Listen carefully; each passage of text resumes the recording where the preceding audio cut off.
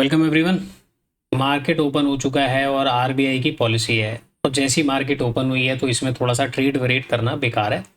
ना तो कॉल समझ में आने वाला, ना तो पुट समझ में आने वाला। मार्केट की ओपनिंग ऐसी जगह पे हुई है और बायर सेलर मार्केट में दोनों अवेलेबल हैं, लेकिन सेलर ज़्यादा स्ट्रॉन्ग है मार्केट के अंदर अभी, तो वेट करना पड़ेगा। देखो, मैं तो प्रेफर करूँगा 11 बजे के बाद ही ट्रेड करना। और निफ्टी में डे लो अगर मैं देखूं तो अभी तो दूर है, लेकिन देखो इसका जो पहला कैंडल है ना निफ्टी का, ये जनरली मार्केट क्या करेगा, ये दूसरा बैंक निफ्टी को भी फंसाएगा यहाँ पे, क्योंकि जो पहली कैंडल इसकी बनी हुई है ये क्या करता है, जरा इसके अंदर इम्पैक्ट डालेगा। अब ये अगर रेंज पकड़ लेगा तो निफ्टी का क्लोजिंग प्राइस थोड़ा सा दूर है और बैंक निफ्टी अभी पास में ही है, तो यहाँ पे कुछ चांसेस वगैरह तो अभी है नहीं, तो हम वही प्रेफर करेंगे। देखिए 11:30 बजे 11 बजे के आसपास हम मिलते हैं। वैसे भी पॉलिसी वगैरह चल रही है, ऊपर के सारे सेलर जो है अभी वो सेफ बैठे हुए हैं, तो इनको टारगेट तो करना अभी पाएंगे नहीं हम, तो थोड़ा बहुत सेलिंग वगैरह होने देते हैं, सेलर वगैरह को काम करने देते हैं, उसके बाद मिलते हैं मार्केट में क्या कर पाते हैं। निफ्टी का चार्ट है, बैंक निफ्टी का चार्ट है, तो यहाँ पे मैंने 50,000 की कॉल लगाई हुई है। सारी चीज़ें मार्क करके रख लेते हैं, अभी हमारे काम आने वाला है। देखो जी, मार्केट में वैसे तो मैं वेट कर रहा हूँ 789 के लेवल का, लेकिन 1 2 3 स्विंग मार्केट ऑलरेडी बना चुका है, निफ्टी रेंज में है। हम क्या करेंगे, बाइंग साइड का प्लान करेंगे, क्योंकि यहाँ पे एक बाइंग कैंडल आई हुई है ये वाली। चलिए ऑर्डर पहले लेते हैं।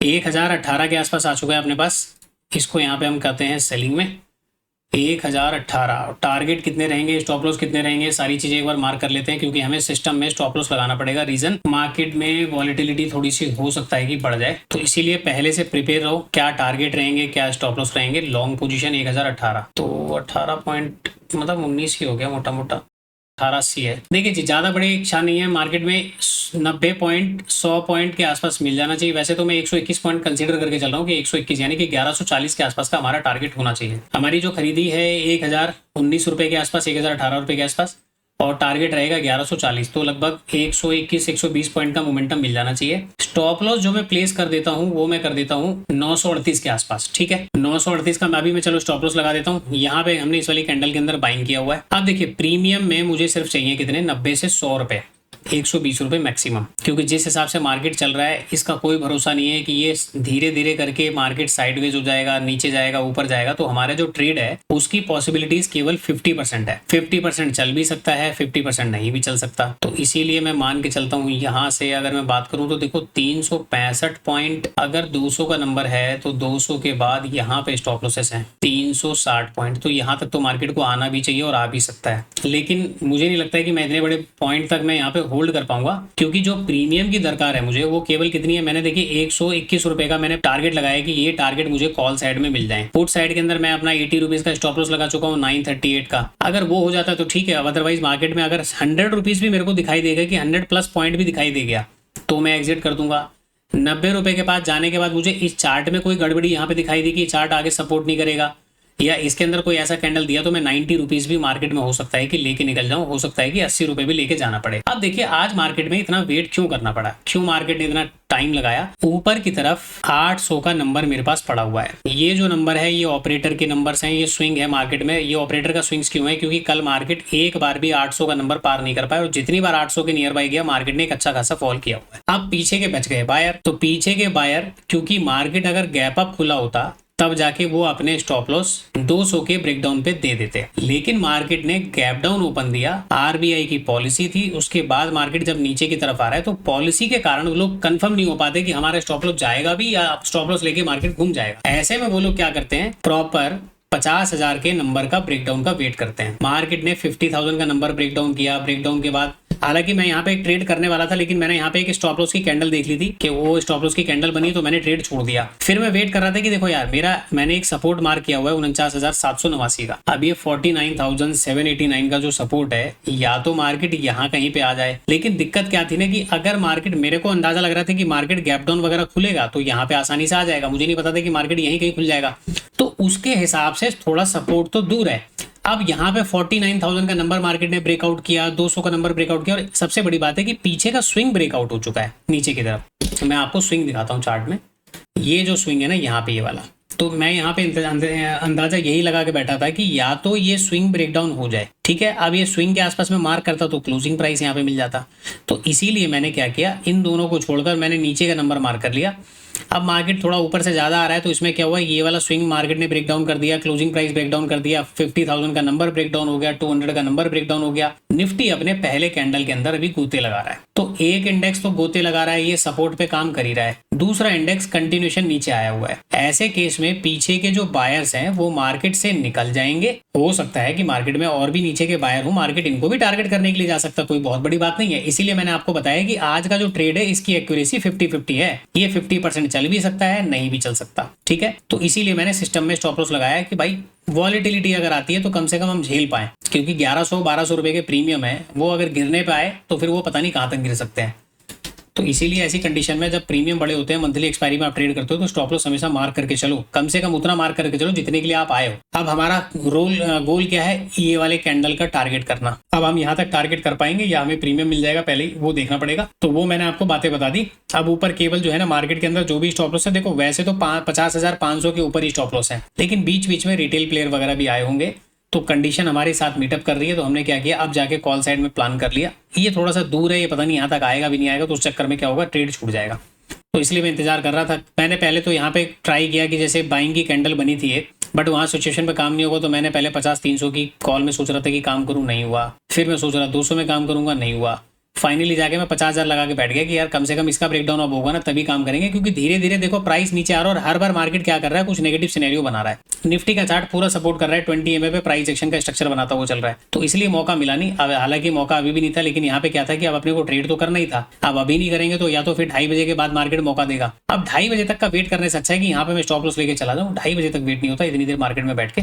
चलिए, मैंने आपको ट्रेड का लॉजिक समझा दिया, सारी कहानी मैंने आपको समझा दी। तो ये हम मान के चलते हैं कम से कम 300 पॉइंट की रैली भी हो जाएगी तो 150-130 रुपए का प्रीमियम मिल जाना चाहिए। तो ये कहानी तो मैं सोच के बैठा पड़ा हूँ। अब ये कहानी कितनी काम आती है नहीं आती देखते हैं। 323 पॉइंट और ये वाला एक एरिया है 296 पॉइंट, यहाँ तक का तो टारगेट मान के चलते हैं कि मिल जाना चाहिए। चलो दोस्तों, कल हमारा एक ट्रेड सही गया था, एक ट्रेड गलत गया। आज हमने पहला ट्रेड किया, देखते हैं कि इसका क्या होता है। उसके बाद अगर एसएल होते हैं तो ठीक है, अदरवाइज हम वेट करेंगे। उसके बाद मैं बात करूंगा कल जो मैंने क्वेश्चन पुटअप किया था आप लोगों से, उनमें से केवल 3 लोगों ने नियर बाई जवाब दिए हैं। सही उनके भी नहीं है, नियर बाई जवाब दिए। मैंने उनको क्वेश्चन किया हुआ है, मैंने उनको बोला है 2 से 2:30 बजे के बीच में कॉल करें और मुझे एक्सप्लेन करें कि वो वहां पे ऐसा अगर सोच रहे हैं तो क्यों सोच रहे हैं। तो उसके ऊपर हम एक बार चर्चा करेंगे। वीडियो को छोटा रखने की कोशिश करते हैं। चलिए इसको चलने देते हैं, देखते हैं कि आगे क्या होता है। चार्ट मैंने आपको एक्सप्लेन कर ही दिया। चलो मिलते हैं दूसरे सेशन के अंदर, इसको देखते हैं कि क्या होता है इसका।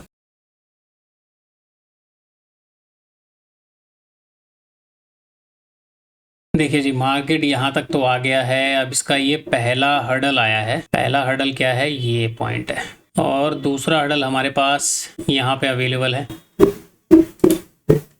आने वाला है। अब यार यहाँ पे ना दिक्कत परेशानी क्या है कि क्या मैं ट्रेड से एग्जिट करूं या ना करूं, क्योंकि मोमेंटम की बात करूं अगर तो 138 पॉइंट का ही मोमेंटम है कि अब 90 के आसपास प्रीमियम आ चुका है। अब यहाँ पे सवाल ये आता है, क्या ये पुल बैक हो सकता है और मार्केट यहाँ पे गिर सकता है। तो देखिए, ये एक शोल्डर बना है, ये मार्केट ने हेड बनाया, हो सकता है वापस शोल्डर बना के मार्केट ऊपर चला जाए, क्योंकि देखो डायरेक्टली तो ब्रेकआउट नहीं मिलेगा यहाँ। रीजन की इस जगह पे मार्केट ने टाइम पास किया हुआ है, तो एक हर्डल आपको यहाँ पे देखने को मिल रहा है। आप चाहें तो इसके बेसिस पे ये वाला हर्डल भी आप मान सकते हैं, ये वाला तो डायरेक्टली तो ब्रेकआउट नहीं करेगा। अगर ये पुल बैक है तो फिर मार्केट यहाँ से वापस नीचे की तरफ आ जाना चाहिए। अब देखो 50%, मैंने आपको पहले ही बताया कि 50-50% ट्रेड है, तो मेरे पास 2 ही ऑप्शन है कि जो मिल रहा है 80 रुपए 90 रुपए मैं लेके चला जाऊं। दूसरा, मैं वेट करूं, क्योंकि देखो 138 पॉइंट के लिए तो यार मैं इतना देर वेट नहीं करता। 138 पॉइंट का ही ट्रेड करना होता तो मेरे पास अपॉर्चुनिटी यहाँ पे भी थी सेलिंग की, मैं यहाँ पे सेल कर लेता। मेरे पास अपॉर्चुनिटी इस वाले इंडेक्स को देख के यहाँ पे जो कैंडल बनी है मैं यहाँ पे सेल कर लेता। लेकिन हमारा व्यू सेलिंग का नहीं था और ना ही मैं सेलिंग में एक्सपेक्टेड कर रहा था कि मार्केट इतना गिरेगा। लेकिन मैं सिर्फ इंतजार कर रहा था कि यार अपने दायरे में आए, अपने दायरे में आए, क्योंकि यहाँ पे देखिए 200 का नंबर जब ब्रेकडाउन मार्केट ने किया, अब 200 के नंबर पे सपोर्ट ले रहा है तो मैं बाइंग तो कर नहीं सकता। वापस मार्केट ने ब्रेकडाउन कर दिया। अब ब्रेकडाउन कर दिया, नीचे 50,000 का नंबर है। अब ये ब्रेकडाउन ना करे तो ये पॉसिबल नहीं है, क्योंकि कल मार्केट ने ये काम कर चुका है कि वो सपोर्ट लेके जा चुका है, तो आज वो सपोर्ट लेगा नहीं। तो इस चक्कर में अब यहाँ पे वेट करना पड़ा। तो मार्केट ने अब ब्रेकडाउन किया, हमने यहाँ पे काम किया। हालांकि हमारा लेवल ये था, हमने काम यहीं पे कर लिया, वो भी काम हमने किया लेट। अगर मैं बॉटम पे कहीं पे एंट्री बनाता तो शायद ये जो एरिया है ना इतना एक्स्ट्रा अपने को मिलता, तो मेरे ख्याल से यहाँ पे 120 रुपए का प्रीमियम अपने को मिल चुका होता। अब ये डायरेक्टली निकल जाए और ये 120 रुपए देते तो मैं चुपचाप लेके निकल जाऊंगा, क्योंकि देखिए मार्केट के अंदर कंडीशन अभी ऐसी है, ऑपरेटर ऊपर के लेवल पे बैठे हुए हैं, और मार्केट में सिचुएशन दिखा रही है कि भाई सेलिंग के उन्होंने ऊपर के लेवल पे सेलिंग कर ही रहे हैं, तो एक कैंडल बस बड़ा सा बन जाए तो हमारा काम हो जाएगा। कल देखिए यहाँ पे क्या हुआ है, ये वाला जो स्विंग है मार्केट ने क्या किया, 50,000 से पहले ही सपोर्ट लेके ऑलरेडी एक बार ऊपर जा चुका है, दूसरी बार फिर नीचे आके फिर ऊपर जा चुका है। तो अब यहाँ पे मार्केट ने जैसे कि 200 का ब्रेकडाउन करके 50,000 के पास नहीं आया, तो ये वापस क्या कर रहा है, 200 का ब्रेकडाउन कर रहा है, तो ये वापस यहाँ से घूम रहा है ना। तो मैं यहाँ पे क्या समझ रहा हूँ कि चार्ट यहीं से घूम रहा है। कहाँ से घूम रहा है, सपोर्ट एरिया से। कौन सा सपोर्ट एरिया है, ये जो मार्केट का कल का एरिया था, यहाँ पे इसी एरिया पे मार्केट क्या कर रहा है, सपोर्ट ले रहा है। अब आप सोचो कि क्या इस सपोर्ट एरिया पे बाइंग करना ठीक है, नहीं है, क्योंकि जब मार्केट यहाँ पे आके सपोर्ट ले रहा है और यही काम कल करके गया, तो आज इसके रिपीट होने के चांसेस कम थे। तो इसीलिए क्या हुआ, मार्केट ने 50,000 का नंबर ब्रेक डाउन कर दिया। अब ब्रेक डाउन हो गया तो हमने यहाँ पे अपना देखो काम तो कर लिया, क्योंकि काम तो करना ही है ना, कहीं यहाँ करना है, यहाँ करना है, यहाँ करना है, कहीं तो करना ही है। तो अब इससे बेस्ट लोकेशन मेरे लिए क्या हो सकती है, क्योंकि फर्दर मार्केट और गिरावट हो गया उसके बाद भी मैं कॉल साइड जा रहा हूँ, तो फिर तो वह रैंडमनेस हो जाएगी ना यार, कि भाई ऊपर ऑलरेडी सेलर्स प्रॉफिट में बैठे हुए हैं, उनको टारगेट करने के लिए आप जा रहे हो, तो वो बातें फिर समझ में नहीं आती। तो बेटर यही है कि अब मार्केट के अंदर यहाँ पे देखो ब्रेकआउट वगैरह तो मिला हुआ है, तो उम्मीद ये है कि जो हेड एंड शोल्डर पैटर्न यहाँ पे बनने वाला है ना, तो इसके कंधे बन चुके हैं, सर बन चुका है, एक हाथ और बनेगा इसका, उसके बाद हो सकता है कि मार्केट ऊपर चला जाए। और इसने ऊपर 20 EMA के ऊपर जा चुका है, तो अब ये थोड़ा सा रीटेस्टिंग वगैरह कर ले और फिर उसके बाद अगर ये स्विंग निकालेगा, तो मैं मानता हूँ कि मेरा जो टारगेट है ना 130 रुपये का, 150 रुपये का, वो मिल जाएगा आसानी से। तो क्या करेंगे, वेट करेंगे, वापस यहाँ पे अपना दोबारा से लगा देते हैं सीन सपाटा और इंतजार करते हैं प्रीमियम टारगेट का। तो देखो वैसे टारगेट तो लोकेशन तो मैं काफ़ी ऊपर की सोच रहा हूँ, बट यहाँ तक पहुँच पाऊंगा मैं नहीं पहुँच पाऊंगा उसका कहना मुश्किल है, क्योंकि यहाँ तक पहुँचने का मतलब है कि प्रीमियम बहुत अच्छे मिल जाएंगे। जब इतने से ही मूव में मुझे 90 रुपये दिख रहे हैं, तो सोचो कि जब इतना रुपए जाएगा तो कम से कम मैं 200 रुपये से ऊपर का मोमेंटम लेके जाऊंगा। तो उतना बड़ा आज तो सोचना ठीक नहीं लग रहा मुझे। तो क्या करते हैं, टारगेट क्या करते हैं, छोटा सा ही लगा के चलते हैं। जैसे 200 का नंबर है, तो 200 का ब्रेकआउट होता है, तो यहाँ कहीं पे आए मार्केट, यहाँ कहीं पे आए, इस जगह के आसपास ये वाला स्विंग आपको दिख रहा है पीछे, यहाँ तक, तो यहाँ तक मार करके चलते हैं। देखो अब अगली के एक 3-4 कैंडल ऊपर की तरफ गई, वापस ये मार्केट नीचे की तरफ आ गया। तो कैंडल का विक का रिजेक्शन भी देखा जाए तो नीचे से भी प्रेशर मिला हुआ है, फिर यहाँ से प्रेशर गया, लेकिन ऊपर प्रेशर बढ़ रहा है, नीचे से प्रेशर कम है, फिर यहाँ पे बढ़ गया। ठीक है, अभी वेट करेंगे यार, यहाँ पे अब एकदम से जाके कोई फायदा नहीं। अब तो प्रॉपर स्टॉप लॉस लेके निकलेंगे हम। एक ट्रेड कर रहे हैं, उसमें भी अगर क्वालिटी ट्रेड ना करें तो फिर बेकार है, एंट्री एग्जिट करने से कोई फायदा नहीं है। चलिए दोस्तों वेट करते हैं, प्रीमियम कम से कम 120-130 रुपए तक पहुंचेगा, फिर सोचते हैं कि यहाँ तक वेट करना है कि नहीं करना। ठीक है, उसके बाद में आपको इस ट्रेड, अगर देखो ये ट्रेड चल गया तो मैं आपको एक लर्निंग वीडियो दूंगा, और अगर नहीं भी चला तो भी मैं आपको एक लर्निंग कॉन्सेप्ट आपको बताऊंगा। तो आप में से जितने लोग हैं उनमें से बहुत सारे लोग उस चीज़ से परेशान रहते होंगे, तो मे भी शायद वो आपके काम आ जाए। तो एक बार ट्रेड कंप्लीट होता है तो चलते हैं। मैं फिलहाल कहीं पे जा रहा हूँ, मोबाइल पे इसको वॉच करूंगा। इन केस अगर रास्ते में कहीं पे टारगेट डन हो जाता है तो मैं मोबाइल से एग्जिट कर दूंगा, यहाँ पे ऑटोमेटिकली एग्जिट हो ही जाएगा वो। चलिए इंतजार करते हैं, देखते हैं कि क्या होता है इस वाले ट्रेड का।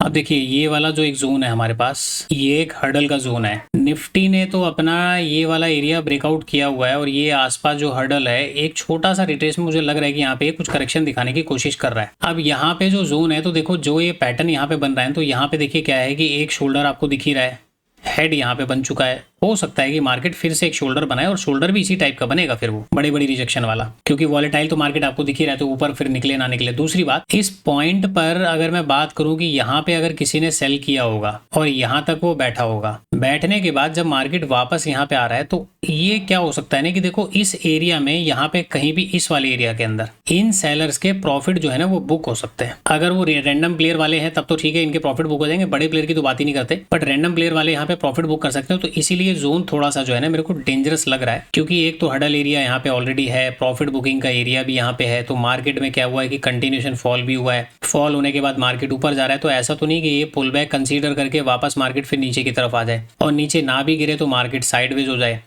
तो यहाँ पे ये थोड़ा सा हमारे लिए रिस्की रह सकता है, बट रिस्की रहेगा तो कोई बात नहीं। यहाँ पे क्या करेंगे, हम वेट तो करेंगे, क्योंकि अब देखो टारगेट हमने यहाँ पे लगा रखा है। तो मैं यहाँ पे वेट क्या कर रहा हूँ, 130 रुपए का जो प्रीमियम मैंने सोचा हुआ है, कम से कम वो मिल जाए, क्योंकि 90 रुपए 100 रुपए तो दिख ही चुके हैं। तो 130 रुपए का प्रीमियम मिल जाए तो ज्यादा बेटर है। अब चलो यहाँ पे नीचे की तरफ गया, तो अब प्रीमियम कितना पहुंचा, 120 रुपए तो पहुंच चुके हैं, और लगभग मार्केट में 1249 मेरे ख्याल से देखो टारगेट मिल जाना चाहिए, हल्का सा इसके ऊपर गया तो 130 रुपए मिल जाएंगे अपने को। तो इसको हम क्या करते हैं, 130 रुपए के लिए वेट करते हैं, देखते हैं कि मिल जाए तो ज्यादा बेटर है, वरना तो लेके निकल ही जाएंगे। क्योंकि देखो अगर मैं इस कैंडल के नीचे भी निकलता हूँ ना, कि मैं सोचता हूँ कि इस कैंडल के नीचे प्राइस आए तो मैं निकल जाऊँ, तो फिर मुझको पता है कि देखो 130 रुपए छोड़ो, 100 रुपए छोड़ो, फिर मुझको क्या करना पड़ेगा, 80 रुपए के आसपास कहीं पे जाना पड़ेगा। तो 80 रुपए में अगर खुश है तो भाई इसके नीचे निकलो, 80 रुपए में खुश नहीं हो, डर लग रहा है तो यहीं पे भाग जाओ, या फिर आपने जो 130 रुपए प्लान किया वहीं पे निकलो, उससे पहले आप निकलो मत। क्योंकि 90% तो हमारा टारगेट डन हो ही गया, अब ये केवल 20% 15% के आसपास बचा हुआ है। तो उसके लिए फिर अब आपको सोचना पड़ेगा कि यहाँ पे जाना है कि नहीं जाना है। तो वन वे क्योंकि मोमेंटम के बीच में एक भी रेड कैंडल नहीं बना हुआ है, अब एक आधा रेड कैंडल वगैरह बना होता फिर कंटिन्यू जाता तो बात अलग थी, बट नियर बाई 200 का नंबर है तो मेरे ख्याल से काम हो जाना चाहिए। देखो अब अपना टारगेट डन हो गया होगा, ठीक है। चलो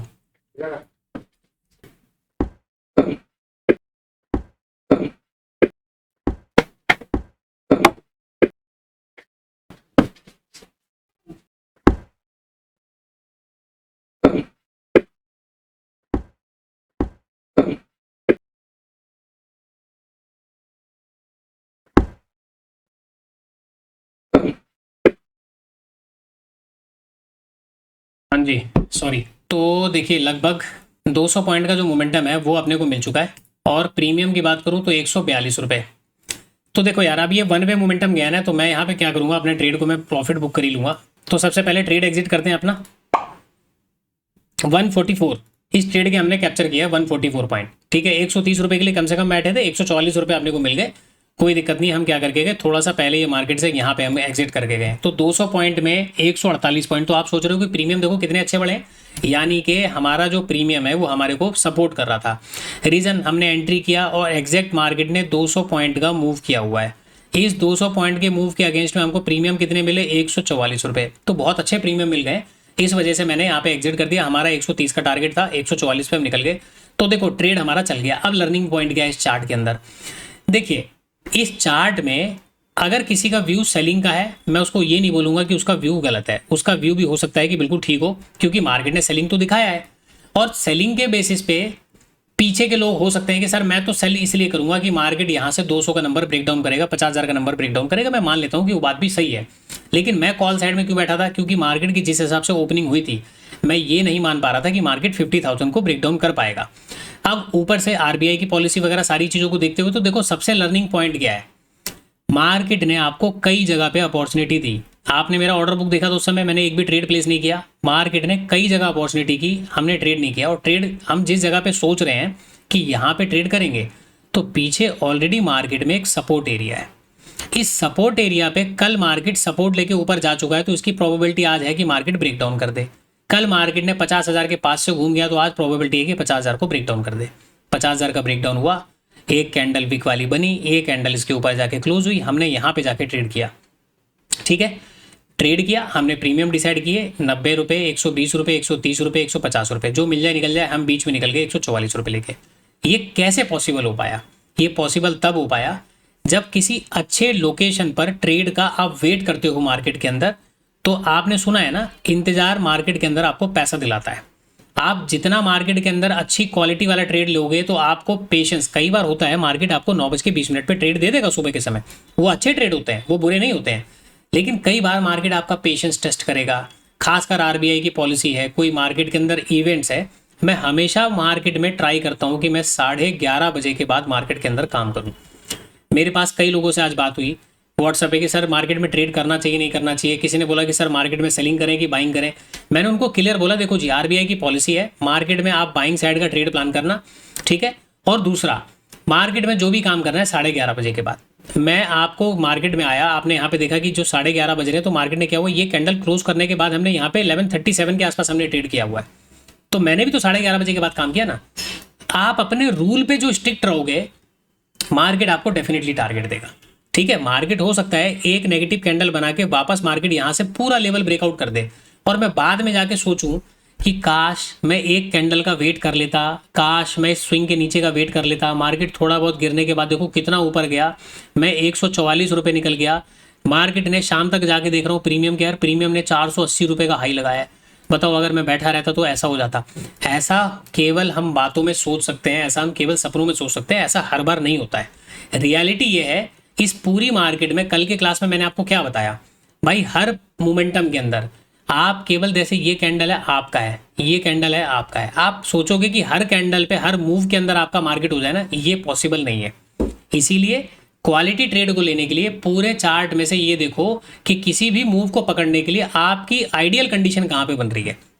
क्या यहाँ पे मेरी कोई आइडियल कंडीशन बन रही थी? भाई मार्केट में आरबीआई की पॉलिसी है तो देखो 10:30 बजे तक तो वैसे भी मार्केट में हाथ डालना बेकार है, क्योंकि बड़ी बड़ी मोमेंटम होती है। लास्ट वाले पॉलिसी के अंदर आप देख चुके हैं मार्केट कितनी तेजी से फॉल किया, हमने वहां पे काम किया। उसके बाद जैसे हम मार्केट से निकले, मार्केट बहुत तेजी से, दुगनी तेजी से ऊपर गया। ये 600 पॉइंट से ज्यादा का फॉल था और मार्केट ने रिकवरी भी बहुत अच्छा खासा यहाँ से 1200 पॉइंट की रिकवरी करी थी। तो वॉलिटिलिटी आप देखते हैं ना, इसीलिए 10:30 तक तो भाई जब तक न्यूज चल रहा है, स्पीच चल रहा है, मैं मार्केट में हाथ ही नहीं डालता। 25 बेसिस पॉइंट का आरबीआई ने रेपो रेट वहां पे कट किया हुआ है। जब वो कंफर्म हो गया उसके बाद मार्केट में ये मोमेंटम वगैरह जो चल रही है, वॉलिटिलिटी जो चल रही है, क्योंकि 200 का ब्रेकडाउन हुआ है, 200 के ब्रेकडाउन पे सपोर्ट ले रहा है, मैं यहाँ पे बाई नहीं कर सकता। मार्केट वापस रेजिस्टेंस लेके नीचे आया क्योंकि सेलिंग का दिखा तो रहा है, लेकिन मैं कंफर्म नहीं हूँ कि मुझे यहीं तक के टारगेट मिलेंगे, यहाँ तक के मिलेंगे, मैंने ट्रेड छोड़ दिया।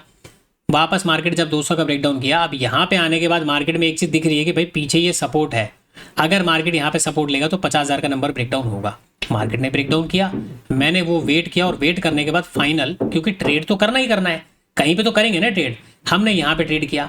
अब सोचो मैंने इतना वेट करने के बाद, पॉलिसी का वेट करने के बाद, चार्ट में सारी कंडीशन बनने के बाद, निफ्टी ने अपना पूरा कंडीशन फॉलो कर रहा है, स्टॉप लॉस हंटिंग की कंडीशन बन रही है, चाहे ये पुल बैक ही सही है, मैं पुल बैक में हिस्सेदारी लेने के लिए ट्रेड कर रहा हूँ, तो मार्केट क्या कर रहा है, पेशेंस टेस्ट कर रहा है, इंतजार करवा रहा है, सारी चीजें करवा रहा है। करने के बाद हमने क्या किया, ट्रेड लिया।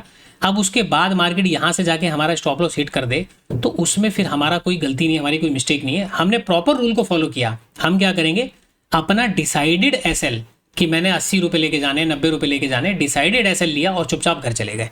उसके बाद फिर आप क्या करोगे ना, यार 80 रुपए का लॉस हो गया, चलो कोई नहीं, अभी तो पूरा दिन पड़ा हुआ है, 11 11:30 बजे, क्या पता मार्केट में 12:30 बजे के बाद मोमेंटम आ जाए, फिर मार्केट 12:30 बजेगा, आपको यहाँ कोई सपोर्ट दिखाएगा, फिर इसको लॉस रिकवर करने के चक्कर में जाओगे, मार्केट में फिर ट्रेड करोगे, वो थोड़ा सा रिकवर होगा, अगला फिर लालच आएगा, फिर आप क्या करोगे कि ट्रेड में गवा दोगे। लास्ट में जाते जाते दो ही चीजें होती हैं, अगर मार्केट में आज आपका 10,000 रुपए का लॉस था, आप उसमें से मार्केट में शाम को जाते जाते 12,000 रुपए बना के गए, एक तो आपने मल्टीपल ट्रेड किया, दिमाग आपका खराब हुआ, उन सभी चीजों के बेसिस पे आप 12,000 रुपए बना के गए, लेकिन आज तो ये 12,000 बन गए। यही मिस्टेक आप अगले दिन फिर करोगे, 4 दिन बाद फिर करोगे, जिस दिन आप लॉस में जाओगे, और यही मिस्टेक आपको कभी भी मार्केट में आगे बढ़ने नहीं देगी। एक दिन आपने सिद्धांत को फॉलो कर लिया कि आज मार्केट ने 10,000 का लॉस दिया, इसी लॉस को चुपचाप लेके घर चले गए, अगले दिन फ्रेश माइंडसेट से, फ्रेश चार्ट के साथ, फ्रेश साइकोलॉजी के साथ आए, हमने ट्रेड किया। यहाँ पे हो सकता है कि हमने 10 से 12,000 रुपए फिर से बना लिए, 10 से 12,000 बने। अब क्या हुआ, पिछला दिन हमारा कवर अप हो गया।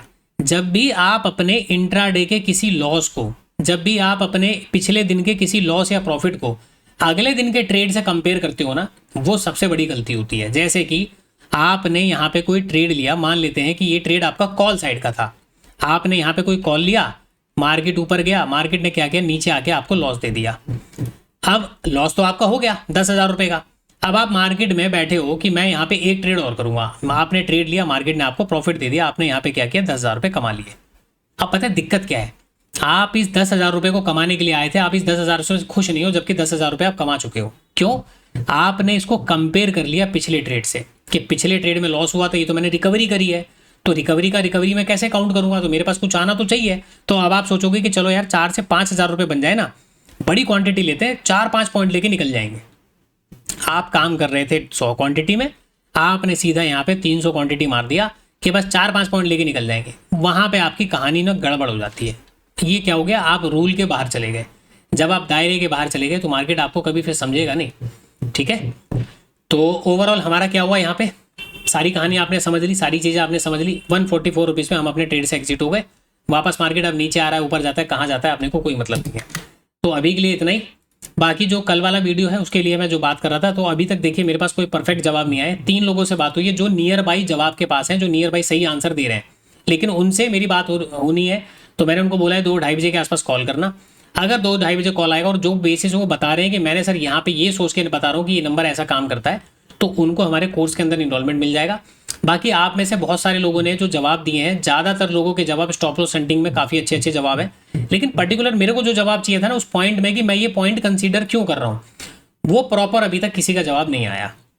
लोग बता तो रहे हैं कि सर ऐसा ऐसा हो सकता है, आप जैसे फिबोनाची के लिए आप बोल रहे हो, भाई मेरे पास यहाँ पे 40 नंबर पड़े हुए हैं, मैं किसी भी नंबर को फिबोनाची के 61% से मैच तो कर ही सकता हूँ ना पीछे के चार्ट के बेसिस पे, कि सर ये स्विंग लगाओगे तो यहाँ पे पड़ेगा, ये स्विंग लगाओगे तो यहाँ पे पड़ेगा, ये स्विंग लगा, भाई कहीं पे भी लगाओगे मेरे उसका लॉजिक आप नहीं बता पा रहे, रीजन क्या है।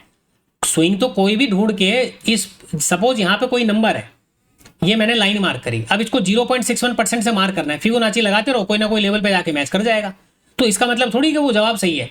भाई उसके पीछे का रीजन क्या है कि मैं यहीं पे क्यों मार्क कर रहा हूं। अगर मैं कोई स्विंग को कंसीडर कर रहा हूं, कोई स्विंग को टॉप पे लगा रहा हूं, मैं पिवोट पॉइंट को कंसीडर कर रहा हूं, मैं किसी का बॉटम किसी का टॉप कंसीडर कर रहा हूं, तो रीजन क्या है उसके पीछे का, वो रीजन जब तक आपको नहीं पता तो आंसर आपका सही नहीं है। बट 3 लोग हैं नियर बाई जवाब के पास है, वो बात करेंगे तो देखते हैं वो कितना बताते हैं। ठीक है, तो चलिए अब यहाँ पे आगे आपको जवाब चाहिए उस चीज़ का, तो मैं उसमें ये वीडियो के अंदर ऐड कर दूंगा, टाइम मिल गया तो ठीक है, अदरवाइज मैं 1:30-2 बजे तक तो अभी बिजी हूँ। उसके बाद अगर मिला तो ठीक है, नहीं तो फिर शाम को मैं अलग से 2-4 मिनट का फिर से वीडियो बना के मैं डाल दूंगा। फिलहाल इस वाले ट्रेड के अंदर इतना ही, मिलते हैं किसी नेक्स्ट वीडियो के अंदर।